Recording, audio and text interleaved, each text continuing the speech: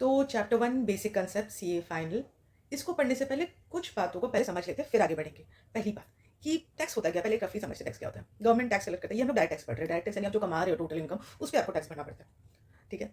आप कमा रहे हो कितना, ये गवर्नमेंट को कैसे पता चलता है? अगर आप नोटिस करोगे तो कई बार आपसे आपका पैन कार्ड नंबर मांगा जाता है। जो लोग आपको पैसे ट्रांसफर करते हैं सबका पैन कार्ड नंबर लेते हैं। जनरली आप देखोगे आपकी सैलरी की इनकम आती है, आपका पैन नंबर पूछा जाता है। पैन नंबर क्या होता है? वो टैक्स डिपार्टमेंट के पास आइडेंटिफिकेशन करने के लिए वो पैन नंबर हर इंसान का अलग रहता है, किसी का भी सेम नहीं मिलेगा। सो क्या, और पैन नंबर बेसिकली 10 डिजिट का अल्फा न्यूमेरिक कैरेक्टर होता है, जिसमें कुछ अल्फाबेट्स और कुछ नंबर्स मिला के वो लोग एक कैरेक्टर बना देते हैं, और वो इंडिविजुअली हर इंसान का अलग रहेगा, किसी का कभी सेम नहीं रहेगा। उसके थ्रू, क्योंकि एक नाम के कई लोग हो सकते हैं पर एक पैन कार्ड वाले कई लोग नहीं हो सकते। गवर्नमेंट उससे पैन कार्ड से आइडेंटिफाई करता है कि वो पैन कार्ड आपके है, आपका ही है, और अगर इस पैन कार्ड में कोई अमाउंट डिपॉजिट करता है, दे रहा है इस पैन कार्ड वाले आदमी को, तो वो आपके पास जा रहा है और इस पैन कार्ड होल्डर को टैक्स पे करना पड़ेगा, यानी आपको टैक्स पे करना पड़ेगा। इस तरह से ये प्रोसेस वर्क करता है। ठीक है? अब सिर्फ ये भी नहीं कि आपको जब कहीं से भी पैसे आ रहे हो, आपका पैन नंबर कोड हो रहा है। कई बार आपने नोटिस किया, अपने बैंक अकाउंट खोलने जाते हो, वहाँ पर भी आपको आपका पैन कार्ड पूछा जाता है कि आपका पैन कार्ड नंबर क्या है। गवर्नमेंट को बहुत सारे तरीकों से पता चलता है कि आप कितना अर्न कर रहे हो। फॉर एन एग्जाम्पल, आपने नोटिस किया होगा कि सेविंग बैंक अकाउंट में भी अगर आप कुछ लिमिट के ऊपर पैसे डिपॉजिट करते हो, 10 लाख के अराउंड, तो 10 लाख या उससे ज़्यादा के अराउंड डिपॉजिट करते हो, तो भी बैंक रिपोर्ट कर देता है कि इस पैन कार्ड वाले इंसान ने इतना अमाउंट डिपॉजिट किया है अपने सेविंग बैंक अकाउंट में। इससे भी गवर्नमेंट को आइडिया देते हैं, ओ इतने पैसे इसके पास आए हैं। तो ऐसे बहुत सारे तरीके हैं जिससे पता चलता है गवर्नमेंट को कि आपके पास कितने पैसे आए हैं, और आपको अपना रिटर्न फाइल करना पड़ता है, गवर्नमेंट को बताना पड़ता है ये मेरी इनकम सोर्सेस है और ये मेरा एक्सपेंडिचर है, इतना टैक्स बनता है मेरा। गवर्नमेंट भी अपनी फाइल से कंपेयर करता है कि आपके अपने जो भी बताया है वो करेक्ट है कि नहीं, और उसके बेसिस पे रिफंड बनता है या जो भी होता है, एक्स्ट्रा टैक्स लायबिलिटी बनती है, उसको डिसाइड होता है। ये बेसिक है। वंस अगर ये चीज़ क्लियर है, तो हम लोग एक और पॉइंट को भी क्लियर कर लेते हैं। ये दूसरा पॉइंट क्या है जो क्लियर करने वाला, वो पॉइंट ये है कि टैक्स का कैलकुलेशन कैसे करें। हाँ, टैक्स का कैलकुलेशन, चलो टैक्स कैलकुलेशन को भी समझ लेते हैं कि टैक्स का कैलकुलेशन कैसे करते हैं। जब आप चैप्टर 1 बेसिक कंसेप्ट पढ़ोगे ना, तो उसमें आपको टैक्स का स्लैब, एक स्लैब रहेगा, वो याद रखना है कि क्या रेट है, और उसके बेसिस पे कितने परसेंट टैक्स लायबिलिटी बनती है और कैलकुलेट कैसे होता है। ये एकदम बेसिक, ये तो जानना पड़ेगा, उसके बाद ही हम लोग चैप्टर पढ़ सकते हैं। तो सपोज एक 4 का टेबल ले लेते हैं, 0 1 4 4 2 8 4 12 4 16 4 20 4 24। मेक श्योर जब भी आप टैक्स का चैप्टर पढ़ो, कोई भी चैप्टर पढ़ो डायरेक्ट टैक्स का, सबसे 2-3 चीज़ें हमेशा ध्यान रखना। रेसिडेंट वर्ड जब आए, एकदम ध्यान रखना कि रेसिडेंट वर्ड लिखा है। इस केस में कुछ स्पेशल प्रोविजंस हो सकते हैं।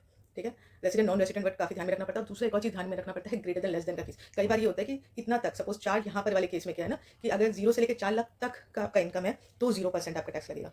4 लाख से ज़्यादा 8 लाख तक आपका इनकम है तो 5% लगेगा। 8 लाख से ज़्यादा 12 लाख तक का इनकम है तो 10%। 12 लाख से ज़्यादा 16 लाख तक का है तो 15%। 16 लाख से ज़्यादा 20 लाख तक का है तो 20%। 20 लाख से ज़्यादा 24 लाख तक का है तो 25%। और 24 लाख से ज़्यादा तो 30%।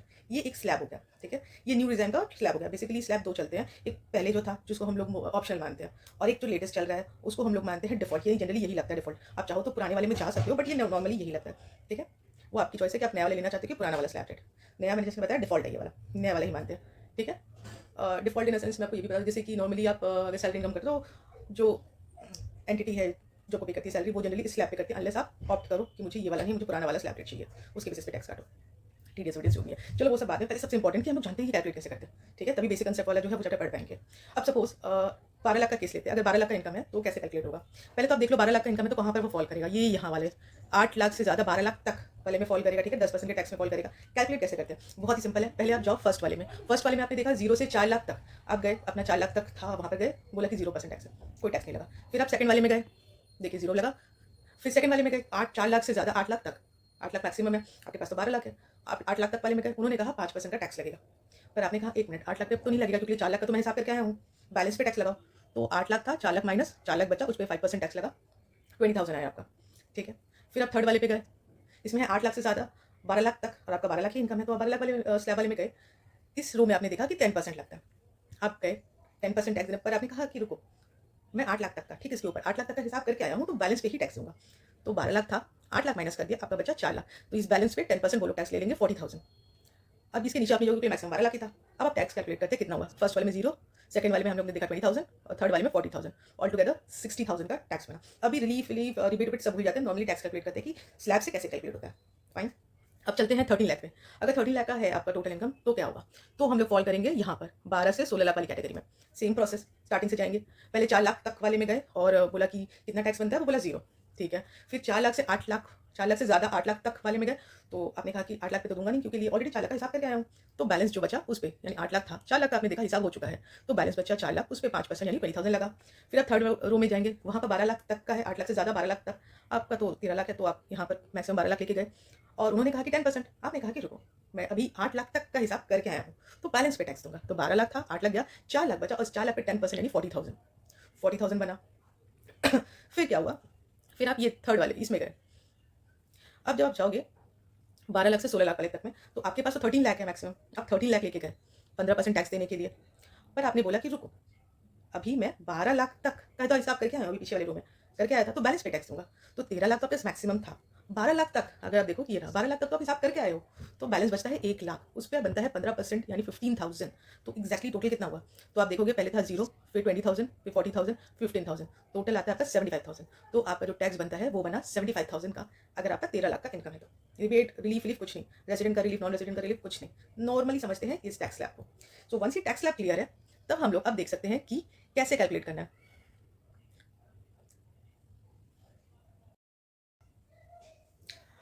अब हम लोग जानेंगे, जब हम लोग ने जान लिया तीनों लिस्ट, आर्टिकल 246, 265 ये कवर्ड हो गया।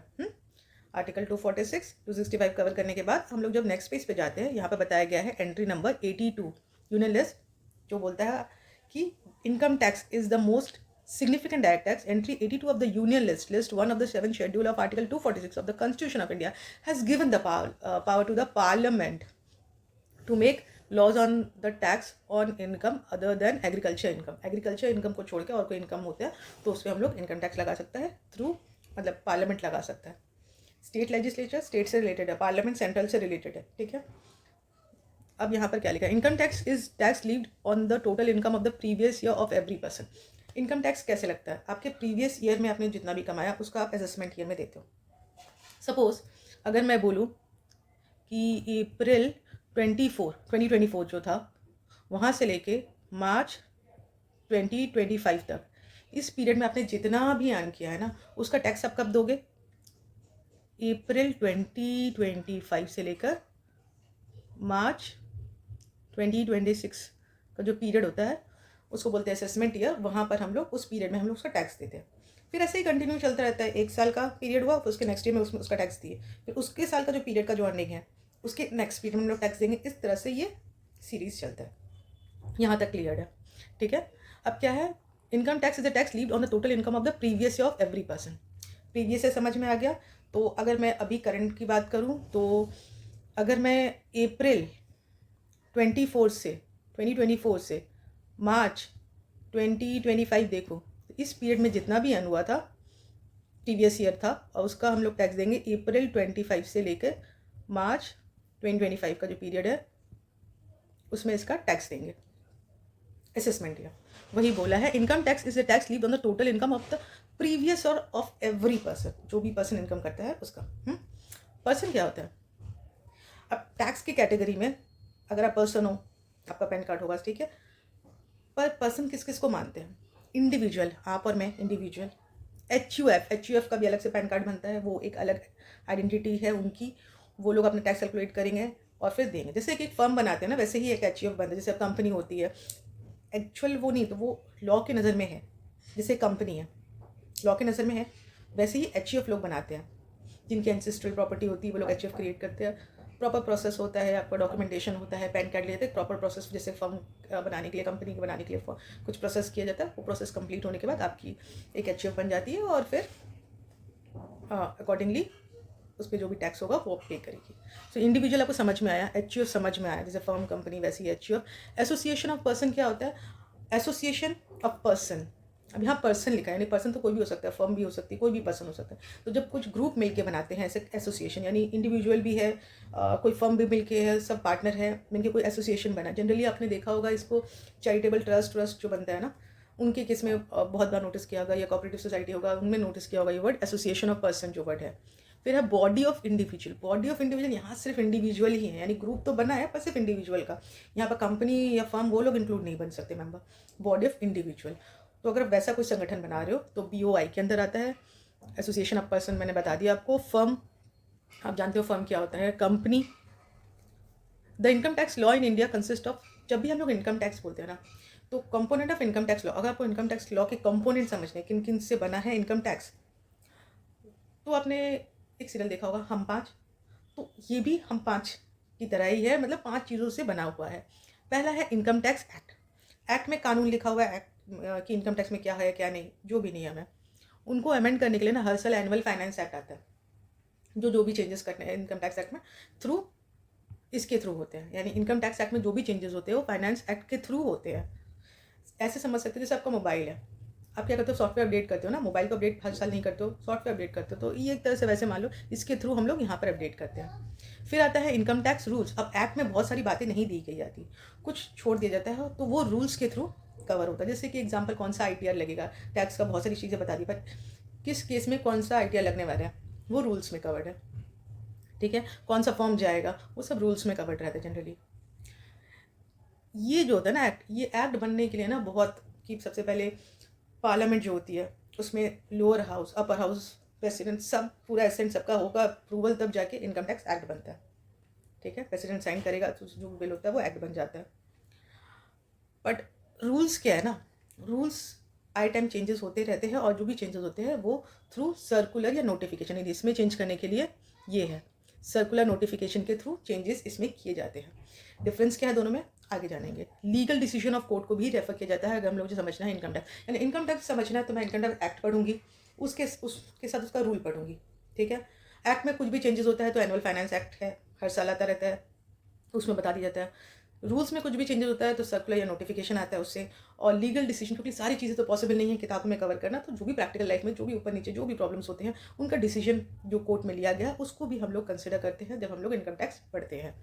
चलो, अब इनकम टैक्स एक्ट 1961, आप बोलोगे 1961 क्यों, 2025 का तो आ चुका है, हाँ आ चुका है, पर बुक में भी जो है अभी हम लोग वो पढ़ रहे हैं। तो इनकम टैक्स एक्ट 1961 के बारे में बताया गया है। The levy of income tax in India is govern by the income tax act 1961। Income tax 1961 जो एक्ट है उसमें बताया गया है कि इनकम टैक्स एक्ट जो है पूरे इंडिया, जम्मू एंड कश्मीर सब कवर्ड है। अगर इंडिया के डेफिनेशन में आता है तो उसमें इनकम टैक्स एक्ट लगेगा। 1 अप्रैल 1962 को आया था। इसमें इतने सेक्शन थे, इतने शेड्यूल्स थे, ज़्यादा इंपॉर्टेंट है नहीं क्योंकि 2025 में सब कुछ चेंज हो गया है। सेक्शन नंबर्स भी काफ़ी चेंज हुए हैं, नंबर ऑफ शेड्यूल्स भी काफ़ी चेंज हुए हैं। बस पढ़ लेने के लिए एक बार के लिए it's more than enough. It undergo a change every year. जैसे मैंने आपको बताया इनकम टैक्स एक्ट में हर साल चेंज होता रहता है, और वो चेंज आता है through annual finance act passed by the parliament and other legislature like income tax amendment act, ठीक है। अब हम लोग पढ़ते हैं finance act. Income tax act तो समझ में आ गया, पूरे इंडिया में है, और इसमें सिर्फ बताया गया कि 1 अप्रैल से आया था, इतने सेक्शन से, इतने शेड्यूल है, और इसमें चेंजेस करने के लिए हम लोग फाइनेंस एक्ट को देखते हैं। चलो, अब ये तो कवर्ड हो गया। अब हम लोग जानते हैं फाइनेंस एक्ट क्या कहता है। एवरी ईयर, हर साल, the finance minister of government of India, यानी निर्मला जी, श्रीमती निर्मला जी जो हैं the finance minister of government of India की है, इंट्रोड्यूस फाइनेंस बिल लेके आती है in the parliament budget session. Parliament का जो बजट वाला सेशन होता है, अलग अलग सेशंस होते हैं, तो बजट वाले सेशन में अपना बजट लेके आती है कि ये है when the finance bill is passed by both the houses of the parliament and get the assent of the president, it become a finance act। कोई भी बिल जब आता है पार्लियामेंट में और जब दोनों हाउस पास कर देते हैं, प्रेसिडेंट साइन कर देता है, तो वो एक्ट बन जाता है। ये तो बेसिक है। तो इनकम टैक्स एक्ट की जैसे, तो फाइनेंस एक्ट में भी सेम चीज़ होता है। New provisions are inserted, existing provision में चेंजेस या अमेंडमेंट जो भी करना है इनकम टैक्स एक्ट में, ये हो सकता है फाइनेंस एक्ट के थ्रू।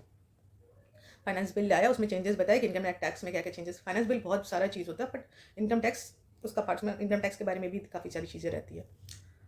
अच्छा, फाइनेंस इससे एक और चीज़ आया कि आपको पता है इलेक्शन के टाइम में 2 बार आता है बिल। जनरली आपको एक ही, हर साल एक ही मिलता है बिल। ये फाइनेंस एक्ट आप देखोगे हर साल एक आता है, बट जिस समय इलेक्शन होता है उस समय 2 आते हैं। रीज़न बिंग, जब लोकसभा का इलेक्शन होता है, गवर्नमेंट चेंज होने वाली सेंट्रल लेवल पे, तो ऐसे केसेस में क्या होता है, इलेक्शन से पहले एक तो नॉर्मली जो 1 फरवरी को आएगा वो तो आएगा ही, उसके बाद इलेक्शन के बाद चेंज होने के बाद वापस लाया जाता है, क्योंकि जो भी गवर्नमेंट होगी वो अपना वापस से एक रखेगी कि ये वाला हम लोग इस तरह से कंटिन्यू करना चाहते हैं। ये सिर्फ इलेक्शन के टाइम में होता है, हर साल नहीं होता, 5 साल में एक बार ऐसा आपको देखने मिलेगा कि 2 बार आता है, ठीक है। लाइक 2024 में हम लोग ने देखा था, अब हम लोग को 5 साल बाद ही देखेंगे इसको। चलिए, तो फाइनेंस एक्ट में हम लोग और क्या जान रहे थे, और हम लोग जान रहे थे the first schedule of the finance act contain 4 part. Finance act के 4 पार्ट होते हैं, ठीक है। मैंने बताया था हम 5 component of income tax act पढ़ रहे हो, इनकम टैक्स लॉ पढ़ रहे हो आप, इनकम टैक्स लॉ पढ़ रहे हो तो 5 चीज़ों को समझना पड़ता है। एक्ट, रूल्स, एक्ट को चेंज करने के लिए मैंने बताया फाइनेंस, रूल्स को चेंज करने के लिए मैंने बताया सर्कुलर नोटिफिकेशन, और सारी चीज़ें कवर नहीं हो सकती तो कोर्ट केसेस में क्या डिसीजन हुआ वो उन चीज़ों से समझते हैं। अब पढ़ते हैं first schedule of finance act contain the 4 part, 4 part से बनेगा। पहला पार्ट बताता है कि स्लैब रेट क्या रखना है, ठीक है। First schedule of the finance act specify the rate of tax applicable to the current assessment year. Current assessment year में क्या स्लैब रेट रहेगा वो बताता है। Accordingly part 1 of first schedule of finance act 2025, अगर आप देखोगे फाइनेंस एक्ट 2025 जब आया, उसमें एक रेट बताया कि ये रेट से टैक्स लगेगा। Specify the rate of tax for assessment year 25-26, यानी फाइनेंस एक्ट 21 फरवरी को आया, 2025 को रखा गया था बिल, पास हो गया फरवरी मंथ में, सपोज फरवरी मंथ में ही पास हो गया, वो एक्ट बन गया फरवरी में ही 2025 में। तो जो अप्रैल वाला फिर उसके बाद आया, फरवरी मार्च अप्रैल आया ना, अप्रैल में आप टैक्स पे कर रहे हो अपने प्रीवियस ईयर जो अर्न किया था, फाइनेंशियल में जो भी अर्न किया था, यानी 24-25 में आपने जो भी अर्न किया था 25-26 में पे कर रहे हो। बताया था मैंने आपको, अप्रैल से लेकर मार्च तक का, अप्रैल 24 से मार्च 25 तक का आपने जो भी अर्न किया उसको अप्रैल 25 से मार्च 26 वाले पीरियड में आप पे करते हो ना। तो वही बता रहा है फाइनेंस एक्ट 2025 जब आया ना, स्पेसिफाई द रेट कि किस रेट पे 25-26 में आपको टैक्स देना है, वो रेट बता देता है, स्लैब रेट क्या रखने वाले हैं, ठीक है। ये हो गया फाइनेंस एक्ट। चलो आगे बढ़ते हैं। पार्ट 2 क्या है? पार्ट 1 तो समझ में आ गया, टैक्स स्लैब रेट आ गया। पार्ट 2 क्या है?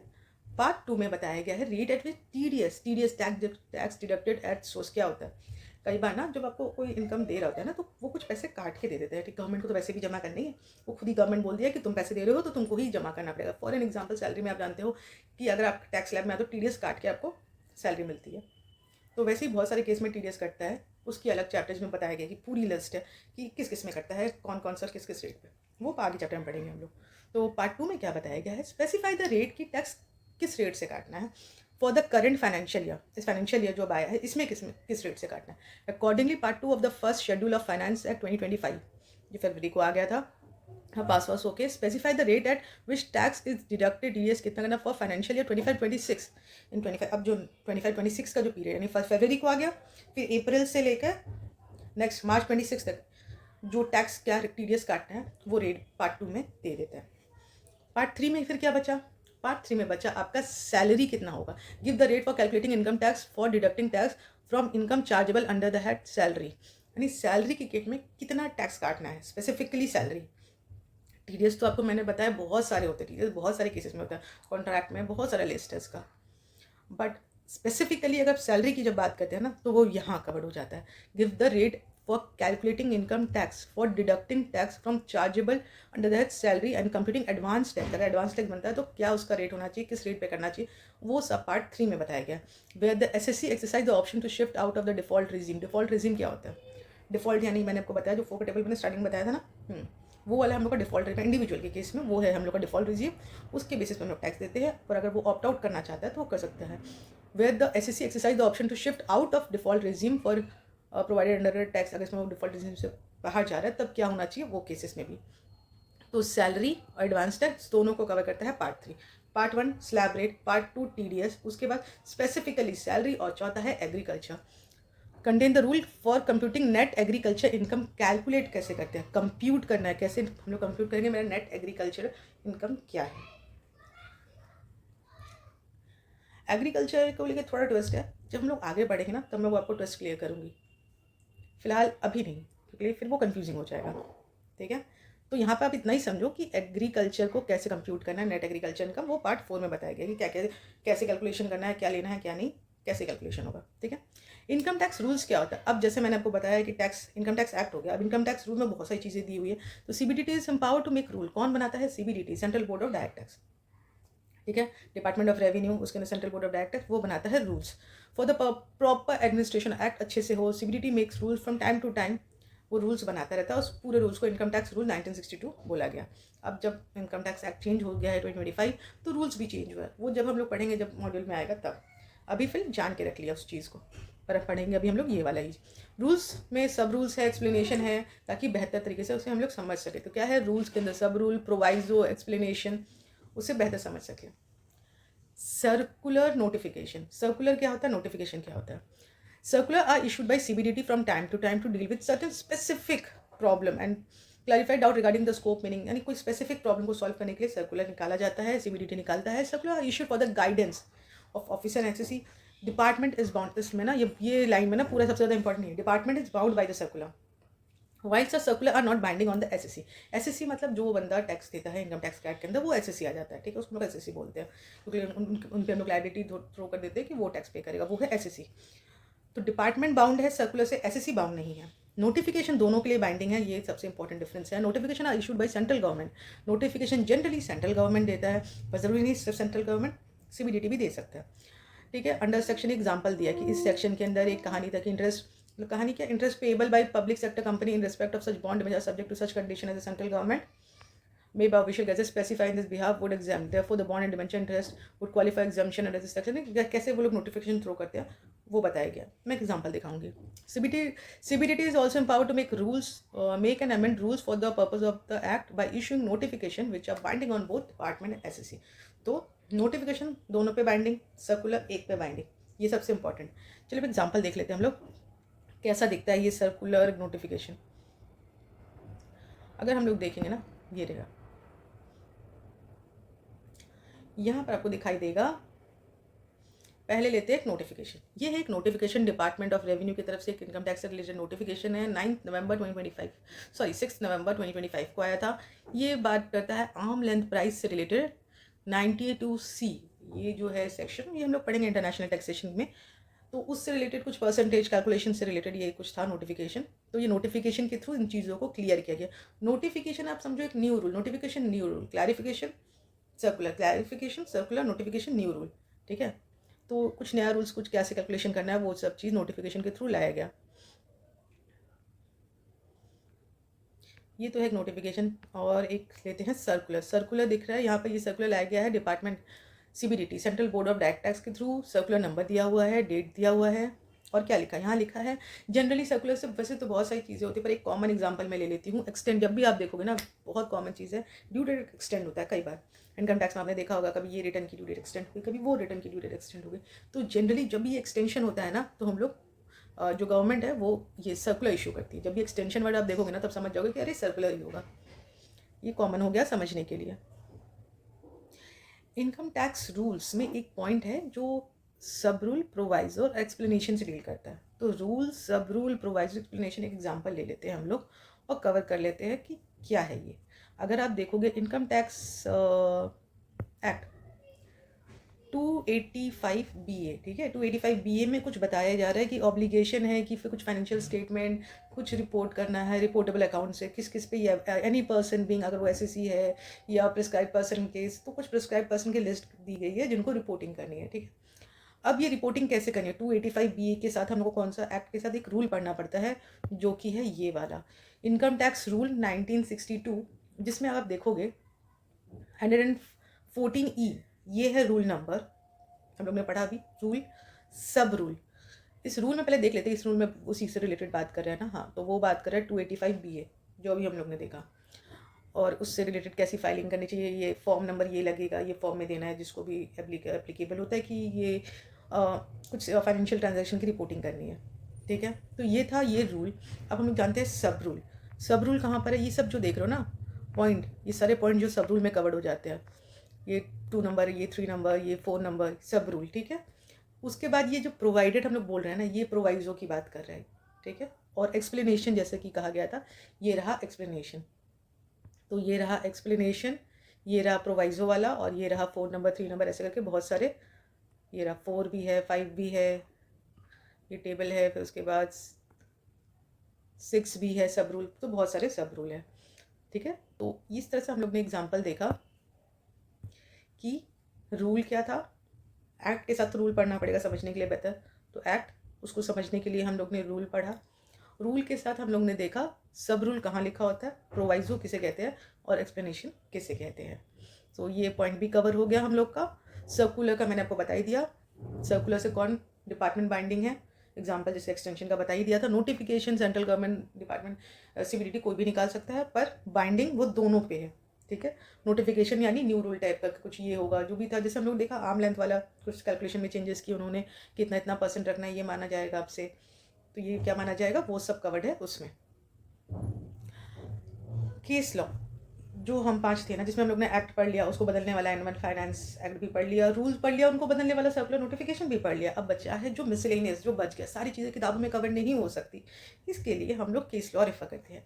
The study of case law is an important and unavoidable part of study of income tax law.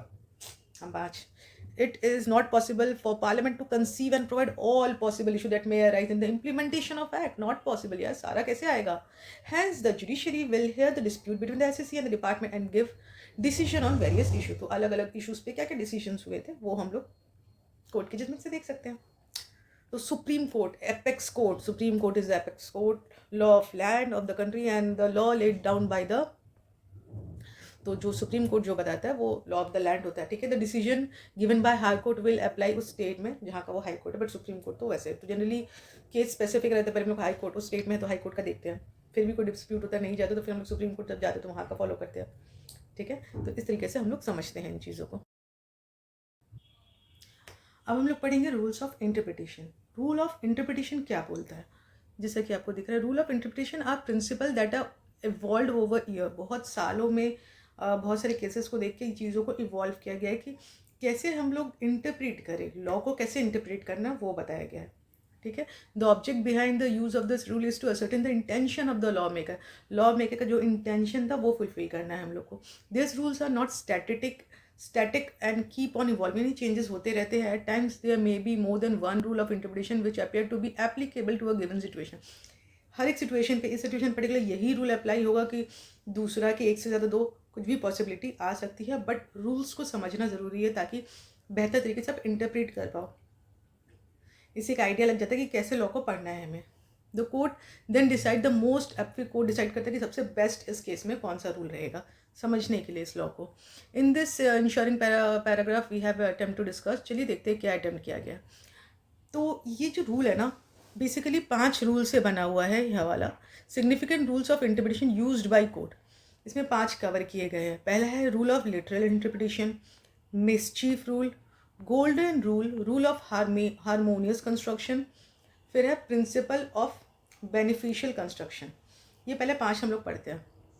इन 5 को पढ़ने से पहले इसको कैसे याद करें, इन 5 हेडिंग को हमें कैसे याद करना है, जैसे कि इसको ऐसे पढ़ सकते हैं। एग्जाम्पल लेती हूँ। लिटरली वो जो मिसचीफ था ना वो गोल्डन था, मतलब गोल्डन मिसचीफ किया था। लिटरली उसने गोल्डन मिसचीफ किया था, बहुत बड़ा गोल्डन मिसचीफ किया था। पर कोई बात नहीं, सब कुछ बेनिफिशियली हो गया, हारमोनियसली हो गया। सब कुछ बेनिफिशियली हुआ, सबके फ़ायदे में हुआ और सब कुछ इक्वली हारमोनियसली हो गया, ठीक है। उसने जो मिसचीफ किया था ना, जो बदमाशी की थी ना, वो गोल्डन, लिटरली गोल्डन मिसचीफ थी। लिटरली गोल्डन मिसचीफ थी जो उन्होंने किया था। बट चलो बेनिफिशियली सब कुछ हो गया, हारमोनियसली सब कुछ हो गया, ठीक है। ये 5 पॉइंट हो गए। अब इसको समझते हैं क्या है। तो पहला बोलता है rule of literal interpretation. Literally पढ़ना कैसे है। This rule is based on the age old doctrine that जज do not legislate, they only interpret. जज का काम क्या है? इंटरप्रेट करना लॉ को। वो लोग लेजिस्लेट कौन करेंगे? पार्लियामेंट में होगा, लॉ बनता है, उसको लेजिस्लेट करते हैं। तो पार्लियामेंट में लॉ बनता है, वहाँ पर लेजिस्लेट होता है। जज लॉ नहीं बनाता, जस्ट लॉ जो बना हुआ है उसको बेहतर तरीके से इम्प्लीमेंट करने का काम होता है जज का। तो वही पहला रूल में बताया गया, रूल ऑफ लिटरल इंटरप्रिटेशन जज यूज करेगा। It stipulate that the intention of the legislature must be found in the word use in the legislature itself. Legislation में लिखा हुआ था, लॉ में लिखा होता है कि इसका क्या मीनिंग है। Attention must be given to what has been said and also what has not been said. यानी जो बोला गया है उस पर देना, जो नहीं बोला गया है ऐड ऑन नहीं करना है, कुछ एक्स्ट्रा ऐड नहीं करना है, कुछ माइनस नहीं करना है। जो नॉर्मल है, लिटरली जो लिखा है उसको फॉलो करना है, कुछ ऐड नहीं, कुछ माइनस नहीं, लिटरल, ठीक है। नथिंग शुड बी एडेड और subtracted. If the proviso is ambiguous लग रहा है, चीज़ें कुछ कॉम्प्लेक्स लग रही है, and if for that the provision the legislature intent is clear, the other rules of construction of such need not be called into aid. Provides is unambiguous, अगर unambiguous है, ambiguous नहीं है, clarity है, तो भाई उसको फॉलो करो। Literally जो लिखा है, कुछ ऐड मत करो, कुछ माइनस मत करो, जो लिटरली लिखा है वो करेंगे, लिटरल रूल। मिसचीफ क्या है? मिसचीफ रूल ये बताता है कि कोई मिसचीफ हुआ था तभी तो ये रूल आया था, यानी पहले कुछ था, कुछ गड़बड़ थी, उसको ठीक करने के लिए रूल आया। तो वही उस तरीके से फॉलो करना है कि चीज़ें ठीक हो। जिस मिसचीफ को ठीक करने के लिए आया था वही मिसचीफ को आगे भी ठीक करते रहना है। The mischief rule originated in 16th century in the Hayden case in the UK. It is commonly known as Hayden's rule or purposive construction. Hayden या purposive construction भी बोलते हैं, mischief rule, Hayden rule, purposive construction, ठीक है, ये तीनों नाम से जाना जाता है, Hayden, purpose, mischief, ठीक है. Under this rule, the position before an amendment or enactment of an act is examined to find out the mischiefs ought to be remedied. To determine the rationale for remedy, in order to do so, the following aspect. कैसे check करते हैं? What was the law before the provision? Provision से पहले क्या law था? What was the mischief or defect जो earlier था वो ठीक करने के लिए लाया गया था remedy? What remedy, पार्लियामेंट ने क्या remedy बताया ताकि क्योर हो सके, वो mischief ठीक हो सके, और उसका इंटेंडेड क्या इफेक्ट था? व्हाट इज़ द इंटेंडेड, क्या सोचा गया था कि इससे करने से ये इफेक्ट आएगा, इन चारों चीज़ों को. पहले क्या था, ठीक है, फिर व्हाट वाज द मिस्चिफ, और उस समय क्या मिस्चिफ है, what was the law before the provision, ये अमेंडमेंट से पहले क्या था, फिर मिस्चीफ क्या था, उस मिस्चीफ को कैसे ठीक करने के लिए क्या लॉ लाया गया, और उसका क्या सोचा गया था, क्या इंटेंशन था कि किस तरह से वो ठीक हो, उसका इफेक्ट क्या होगा, ठीक है. ये 4 पॉइंट को सोच के ये लाया गया. तो हमें भी इस चीज़ों को सोचना. Code that have to make construction that suppress the mischief and advance the remedy, यानी मिस्चीफ जो था उसको सप्रेस कर सके, जो गलत हो रहा था उसको सप्रेस कर सके, उसको दबाया जा सके, और एडवांस द रेमेडी, और जो रेमेडी है, सोल्यूशन है, उसको बेहतर तरीके से दिया जाए.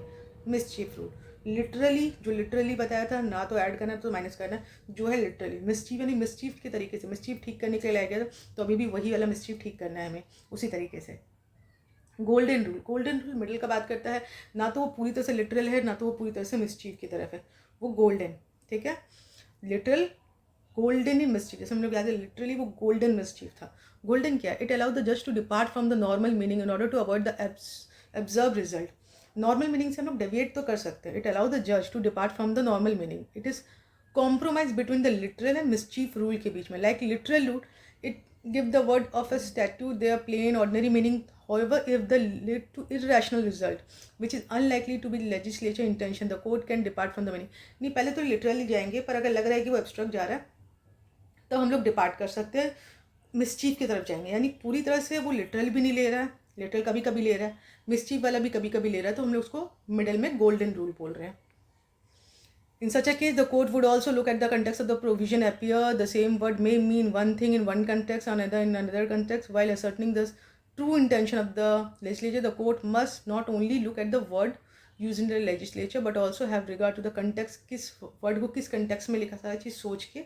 तो बेसिकली मेन यही है आपका लाइन कि लिटरल और मिस्चीफ के बीच में कभी हम लोग लिटरल लेंगे, कभी मिस्चीफ लेंगे, ठीक है. जब लिटरल नहीं हो पाएगा तो मिस्चीफ लेंगे, फिक्स लिटरल नहीं ले रहे. Rule of harmonious construction, यानी the entire statute must be read as a whole. Further, all part of the section should be read harmoniously. यानी 2-3 पॉइंट अगर दिए जा रहे हैं, ठीक है, तो आपने कई बार देखा होगा यहाँ पर किसी एक पॉइंट में बोल रहा है कि कोई स्ट्रिक्ट प्रोविजन है कि अगर ये 20 लोग होंगे तभी ये चीज़ अप्लाई होगा. फिर दूसरे में बोल रहा है उससे रिलेटेड कुछ है, उसमें बोल रहा है कि 10 लोग होंगे तभी ये अप्लाई होगा. तो हारमोनियस क्या है, हम लोग 10 लगा देंगे तो ये 20 वाला भी फुलफिल हो जाएगा. तो उस तरह का रूल को बोलते हैं rule of harmonious construction. The entire statute must be read as a whole. Further, all the section of should be read harmoniously. Construction should be such that it provide meaning to all part of the statute. Construction which create inconsistency और repugnancy between the various section of part of the statute should be avoided. इस तरीके से construct करना है कि सबको फायदा हो, ठीक है.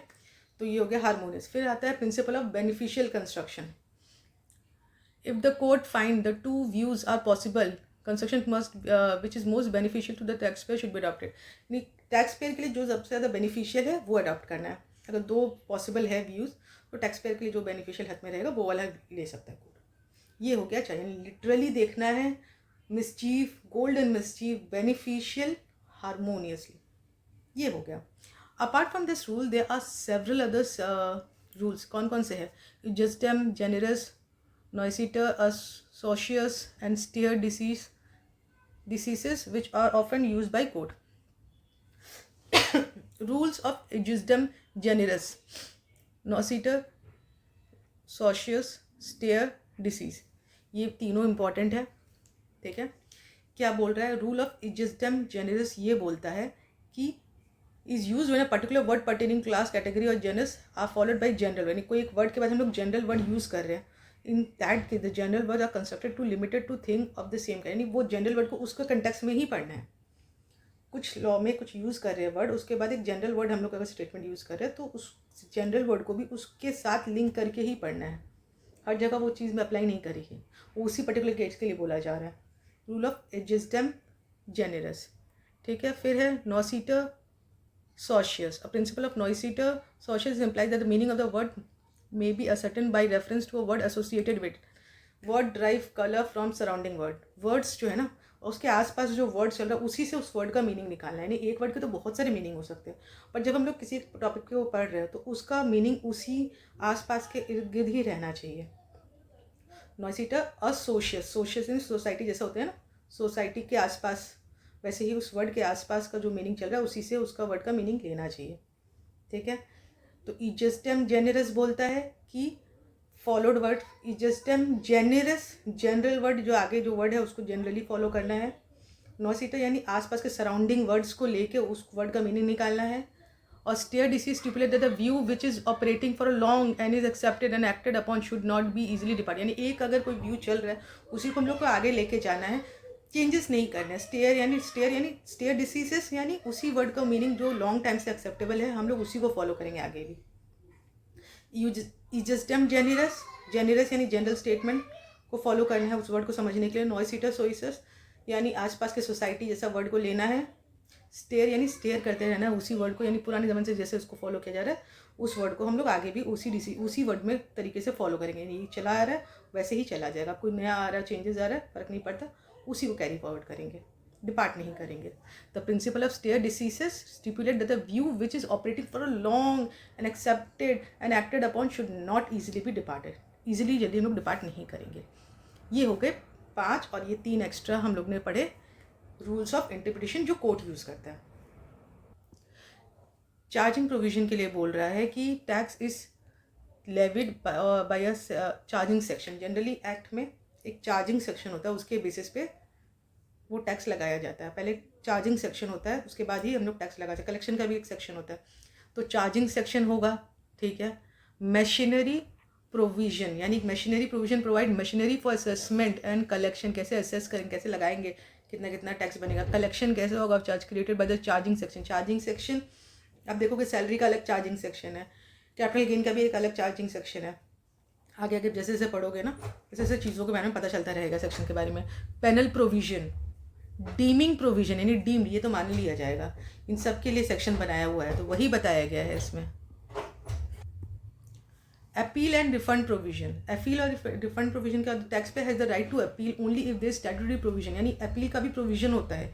अगर अपील का प्रोविजन है तभी आप अपील कर सकते हो, रिफंड का प्रोविजन है तभी आप रिफंड क्लेम कर सकते हो। प्रोविजन गिविंग एग्जाम्शन रिलीफ, उसका भी प्रोविजन होगा तभी आप एग्जाम्शन या रिलीफ क्लेम कर सकते हो। अब पढ़ते हैं 8 टू इंटरप्रिटेशन। हम लोग ने पढ़ा है रूल, याद है ना, 5 रूल पढ़े थे। क्या क्या रूल था? लिटरली, गोल्डन, मिसचीफ था, जो बेनिफिट किया harmoniously.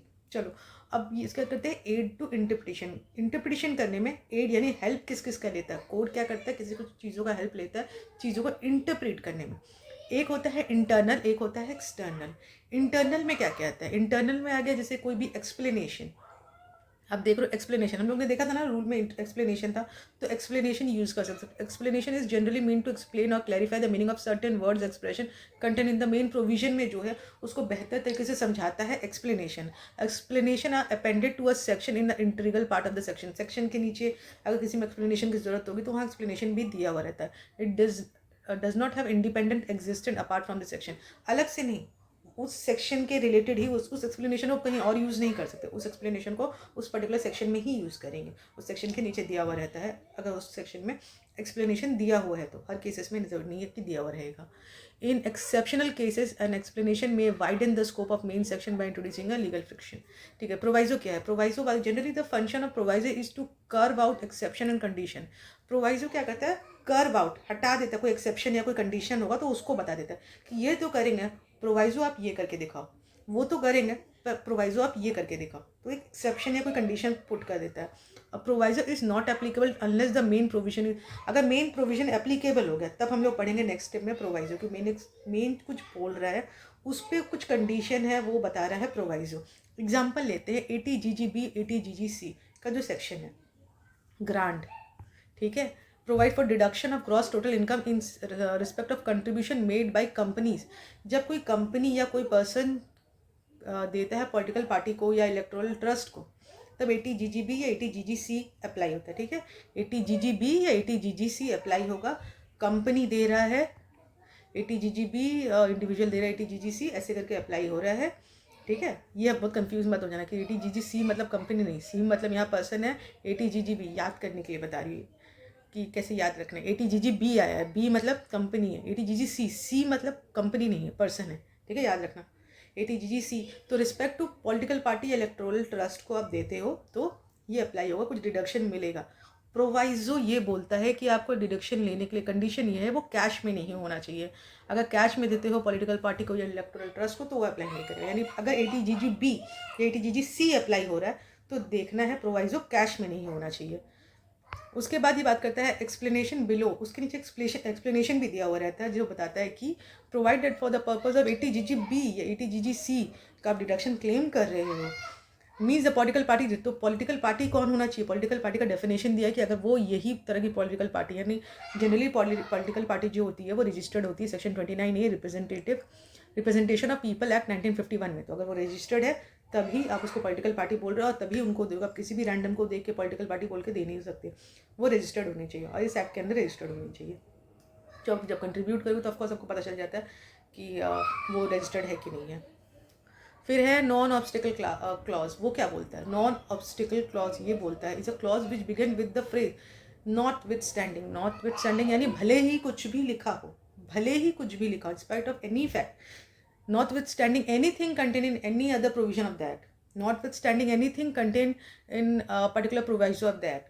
Under this phrase show that the intent of lawmaker is to give it overriding effect. Main क्या, नॉन ऑब्स्टिकल क्लॉज क्या, तो ओवरराइडिंग इफेक्ट देता है।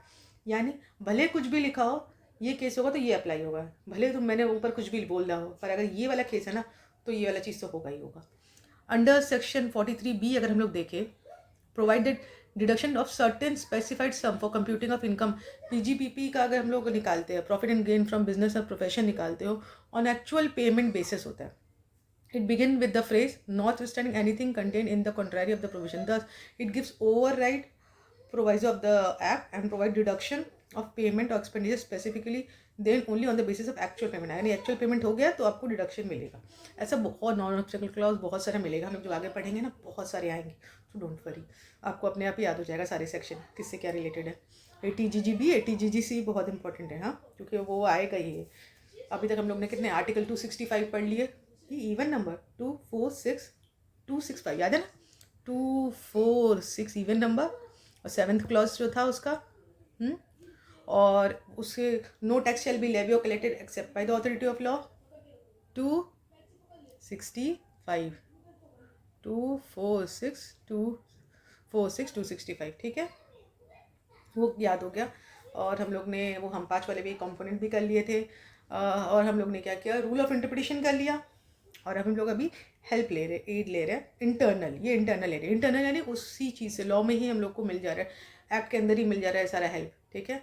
नॉट स्टैंडिंग वहीं पर लिखा हुआ है, एक्ट में एक्सप्लेनेशन एक्ट में ही लिखा है, प्रोवाइजो एक्ट में ही लिखा है, नॉन ऑब्स्टिकल क्लॉज भी लिखा हुआ है। Marginal nodes and heading, marginal nodes and heading क्या होता है, चलो वो भी दिखा देती हूँ।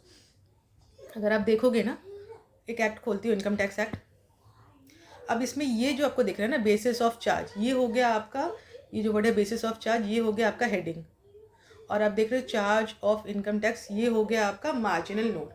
सो इसी को बोलते हैं मार्जिनल नोड, और वो हेडिंग। अब आगे पढ़ते हैं, तो यहाँ ये लिखा है, हेडिंग में be prefix to a section or a group of section. Marginal notes are the notes which are inserted at the side of the section in the statute and express the effect of section stated.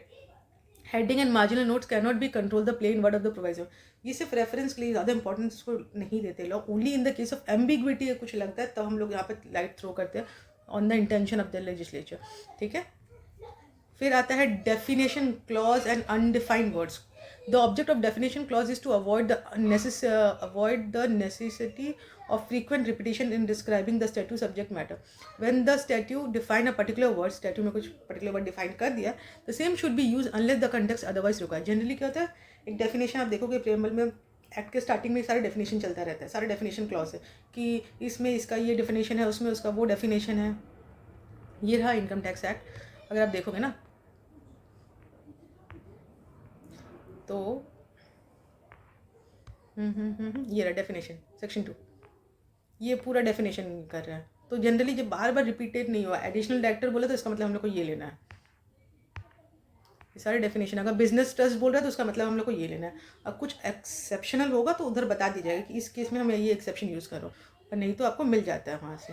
तो ये internally add हुआ ना, book को तो वहीं से मिल गया सारा चीज़ आपको तो मिल ही गया। आपको मिल गया प्रोवाइजो, मैंने आपको बताया, एक्सप्लेनेशन बताया, भले कुछ भी हो सब कुछ बताया, नॉन ऑब्स्टेकल क्लॉज भी बताया, मार्जिनल जब भी आप देखो सबसे पहले तो हेडिंग और marginal note, section number, heading, marginal note तो आता ही है वो, फिर डेफिनेशन बताया। ठीक है, डेफिनेशन सबसे ऊपर, डेफिनेशन सबसे पहले चालू हो जाता है, फिर आगे आगे जैसे पढ़ेगा मार्जिनल नोट्स दिया हुआ रहता है, बेसिस ऑफ चार्ज पढ़ा था ना हम लोग ने, वो सब हेडिंग और मार्जिनल नोट्स हो गया। उसके बाद ये 2 के बाद ये 3 हम लोग देखेंगे, प्रोवाइजो एक्सप्लेनेशन भले कुछ भी हो, प्रोवाइजो एक्सप्लेनेशन भले कुछ भी हो, non obstacle clause, proviso explanation भले कुछ भी हो, यानी नॉन ऑब्स्टेकल ऑब्स्टेंटी क्लॉज। ठीक है, नॉट विथ स्टैंडिंग भी बोलते हैं इसको, बहुत बार देखेंगे नॉट विथ स्टैंडिंग एनीथिंग। ठीक है, ये पुराने एक्ट में नॉट विथ स्टैंडिंग करके दिया हुआ है, नए एक्ट में देखेंगे जब आएगा तब पता करेंगे उसमें क्या लिखा हुआ है, पर अभी ये। उसके बाद हम लोग करते हैं एक्सटर्नल यानी बाहर का। ये तो बुक से हम लोग को सारे हेल्प मिल गए थे। टोटल कितने हेल्प मिल गए थे हम लोग को बुक से, हम लोग जो वहाँ से पढ़ रहे थे, तो 1 2 3 4 5 अगेन 5 तरह के हेल्प मिल गए थे। बट एक्सटर्नल एड, अगर हम लोग एक्सटर्नली पढ़े तो एक्सटर्नली क्या क्या है हम लोग के पास, हिस्ट्री। पहले हिस्ट्री में देखेंगे कि क्या हुआ था। Historical setting cannot be use as an aid if the word are plain. अगर सब कुछ प्लेन है तो कुछ दिक्कत नहीं तो फिर हम लेजिस्लेचर हिस्टोरिकली देख सकते हैं कि क्या हुआ था उस समय, उसके बेसिस पे। सर्कुलर है, सर्कुलर से काफ़ी चीज़ें क्लैरिफाई की जाती है। स्पीच, एक्सप्लेनेटरी मेमोरेंडम और डिक्शनरी मीनिंग, ये सारी चीज़ें हम लोग यूज़ करते हैं। इसको याद करने के लिए हम लोग यह वर्ड यूज़ कर सकते हैं, वो है SEL, सेल CD। क्या है सेल CD, वो पढ़ते हैं। एस स्पीच यानी the speech made by the mover of the bill. जब ये आया था, ये जो पढ़ रहे हैं ये लोगों समझ रहे हैं, जब आया था द स्पीच क्या था उस समय, बिल जब पास होता है वहाँ स्पीच होती है पार्लियामेंट में कि ये होना चाहिए था, वो होना चाहिए था, जो भी था। तो बिल में उस समय क्या स्पीच थी उसको भी कंसिडर करता है। Speech made by the mover of the bill can also be use to ascertain the mischief और टू बी रेमेडिड। किस मिसचीफ को ठीक करने के लिए वो लाया गया था, पर्पस क्या था उस लॉ का। SE explanatory memorandum, notes on clause and memorandum explaining the proviso of finance bill can also aid in construction in case of ambiguity। यानी ambiguity होता है तो notes जो होता है on clause memorandum explaining the proviso of the finance bill के साथ जो explanatory memorandum था जो explain कर पा रहा था चीज़ों को, उसको भी हम लोग रेफर कर सकते हैं। SEL यानी legislation history setting cannot, historical setting cannot be used as an aid if the words are plain रहेगा तो हम लोग यूज़ नहीं करते। if the words are ambiguous one can look at historical fact and circumstances that prevail at that time when the law was passed। जब वो law पास हुआ तो उस समय क्या सिनेरियो था, क्या लेजिस्लेशन हिस्ट्री था, किस बेसिस पे लाया गया था वो।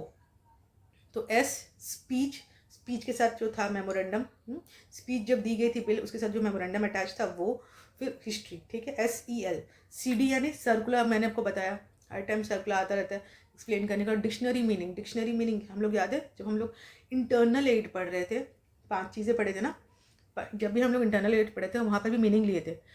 वो वाला कैसे याद करना था, आप इनकम टैक्स एक्ट खोल लोगे, पहले आपको दिखाई दे रहा है हेडिंग, आपको पहले हेडिंग दिखाई दे रहा है, हेडिंग मार्जिनल नोट जो कि पहला पॉइंट था, फिर डेफिनेशन का पूरा लिस्ट शो था एक्ट में, पूरा डेफिनेशन का, ये दूसरा इंटरनल एड है। फिर इसी में जब हम लोग देखे थे प्रोवाइजो दिया हुआ था, एक्सप्लेनेशन दिया हुआ था, और नॉन ऑब्स्टेंडिंग क्लॉज यानी भले कुछ भी हो, इन स्पाइट ऑफ एनीथिंग, वो वाला क्लॉज। तो टोटल 5 लिए थे ना।